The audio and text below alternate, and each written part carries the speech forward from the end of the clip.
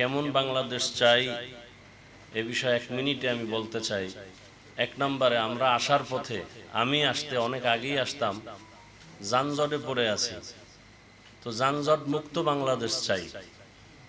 দ্বিতীয়ত, গণমাধ্যম কর্মীরা যেন আমার দেশে স্বাধীনভাবে সত্যটা উপস্থাপন করতে পারেন, সেই ব্যবস্থা আমরা চাই। তৃতীয়, ইউটিউব ফেসবুক নিয়ন্ত্রণহীন চাই না, বরং নিয়ন্ত্রণ যুক্ত থাকবে, যেন কেউ যার যার মন মতো কিছু করে বিশৃঙ্খলা করতে না পারেন।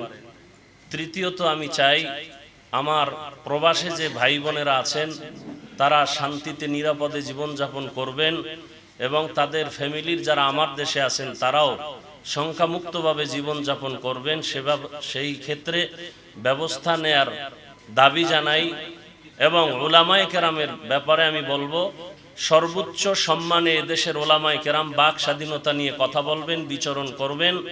কোনো প্রচার মাধ্যমে ওলামায়ে কেরামের উপরে ভিন্ন কারো নাম থাকবে না, কথা থাকবে না। ওলামায়ে কেরাম সর্বোচ্চ সম্মানে থাকবেন, এই বিষয়ে আমি বলতে চাই। আল্লাহ আমাদের সবাইকে স্বাধীনভাবে সর্বোচ্চ সম্মানে শান্তির জীবন যাপন করার তৌফিক দান করেন। ওয়া আখিরু দাওয়ানা আলহামদুলিল্লাহি রাব্বিল আলামিন।